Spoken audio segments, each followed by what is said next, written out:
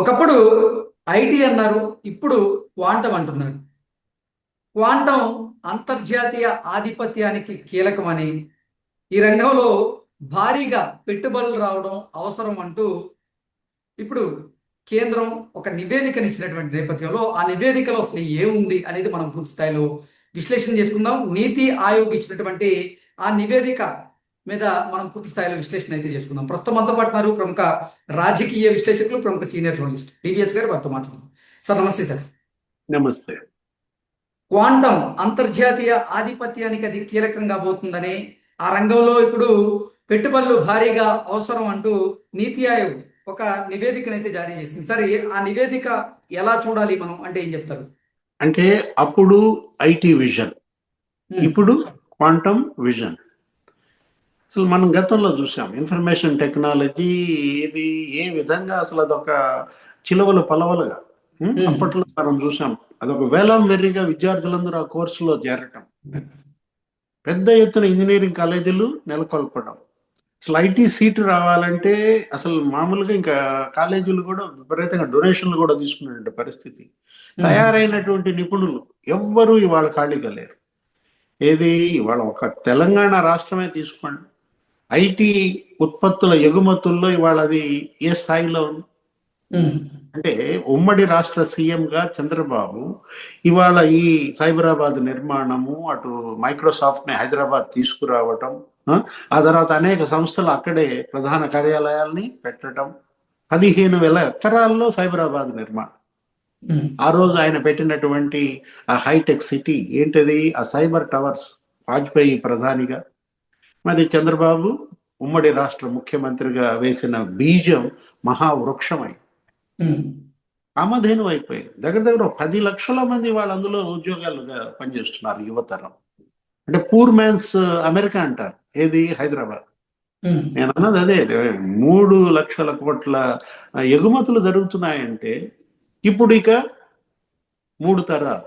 ఇవాళ 30 ఏళ్ల చరిత్ర నేను మాట్లాడాను, ఇంకా రాబోయే 30 ఏళ్ల చరిత్ర ఇది. ఏది ఈ క్వాంటమ్ మీరు అన్నది, ఇవాళ క్వాంటమ్ అల్గారిథమ్స్, లేకపోతే క్వాంటమ్ మెకానిక్స్. ఇప్పుడు అసలు 6,000 కోట్లు ఏమో బడ్జెట్ పెట్టింది కేంద్రం ఈ క్వాంటమ్. ఇవాళ అంతర్జాతీయ ఈ క్వాంటమ్ లేకపోతే ఈ సాఫ్ట్వేర్, ఈ సేవలు, వీటిల్లో మరి మీరు భాగస్వాములు కావాలి. భారతదేశం ఇవాళ ప్రపంచంలోనే 50% మార్కెట్ ఇవాళ భారతదేశం నుంచి రావాలి.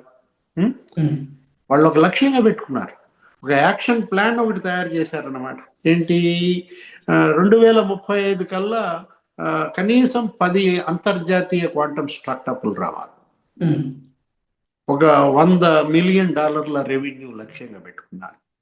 అంటే నీకు దీనికి బలగాలని సిద్ధం చేయటం ఫస్ట్ పాయింట్. క్వాంటమ్ నిపుణుల బలగాలని సిద్ధం చేయాలని, 14 లక్షల మంది నిపుణులు ఇవాళ అంది రావాలని, ఇప్పుడు భారీగా పెట్టుబడులని, పారిశ్రామికవేత్తల్ని ఈ రంగంలో పెట్టేటట్టుగా ప్రోత్సహించడం. నెక్స్ట్ నీకు వచ్చేసరికి ఒక టైం బౌండ్ ప్రోగ్రామ్ పెట్టుకున్నాను దీంట్లో. ఇది 2040 కల్లా మరి 1,20,000 మంది నిపుణులు తయారై మరి వాళ్ళు సిద్ధంగా ఉండాలి. ఇటు క్వాంటమ్ ఫిజిక్స్లో, లేకపోతే మెటీరియల్ సైన్స్, ఈ ఆప్టికల్ ఇంజనీరింగ్లో. టాప్ 3 స్టేట్స్, టాప్ 3 కంట్రీస్ వాళ్ళేంటి, భారత్ ఉండాలని.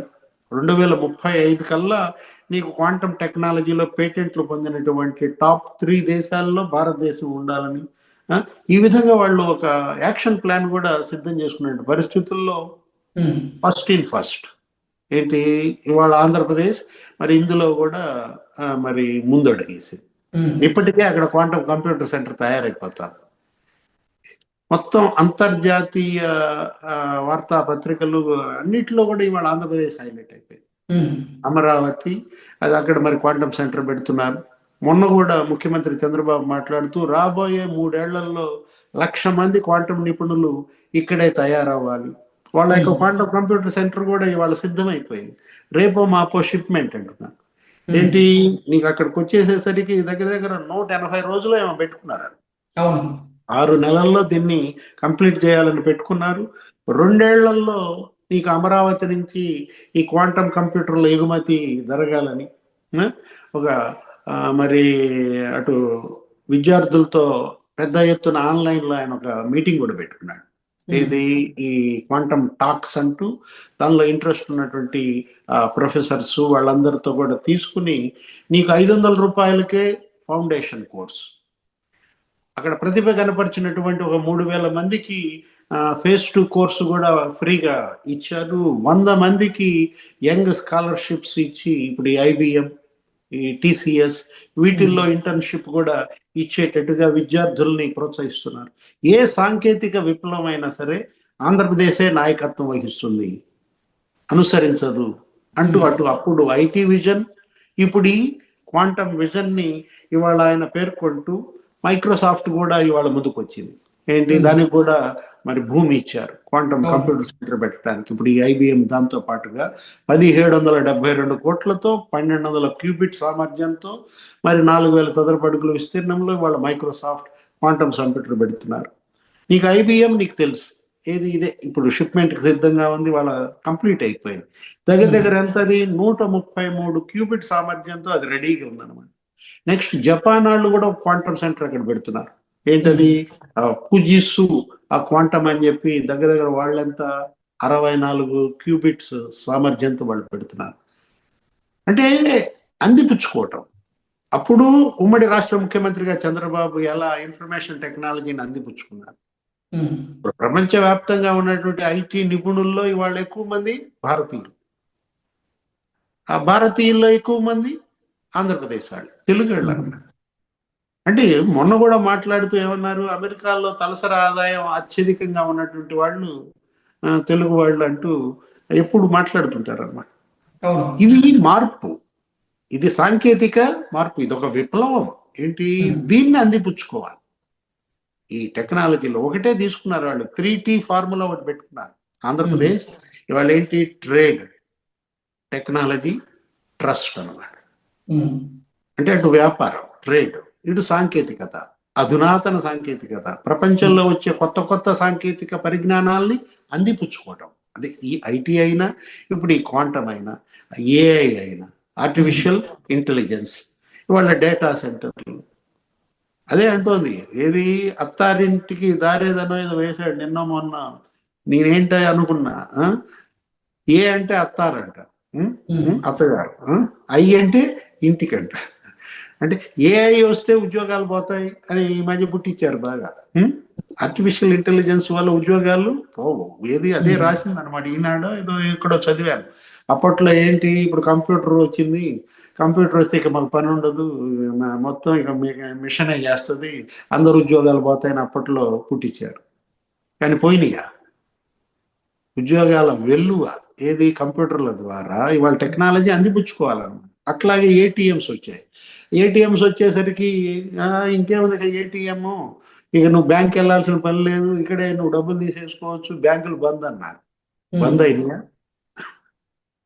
అంటే ఏ టెక్నాలజీ కూడా ఇవాళ ఉద్యోగాలు పోగొట్టదు, ఉద్యోగాలు సృష్టిస్తుందంటూ ఆర్టిఫిషియల్ ఇంటెలిజెన్స్ పైన కూడా భయాందోళనలు అవసరం లేదు. కాకపోతే దాన్ని అందుకోవాలి, అందిపుచ్చుకోవాలి. ఏది, ఆ కొత్త సాంకేతికతను ఈ రాబోయే తరం గనక అందిపుచ్చుకుంటే ఇది ఒక విప్లవం, అటు ఉద్యోగాల సృష్టి. ఇవాళ IT రంగం ఎంతమంది కూడు పెడతారు, 10 లక్షల మంది పనిచేస్తున్నారు కృష్ణ.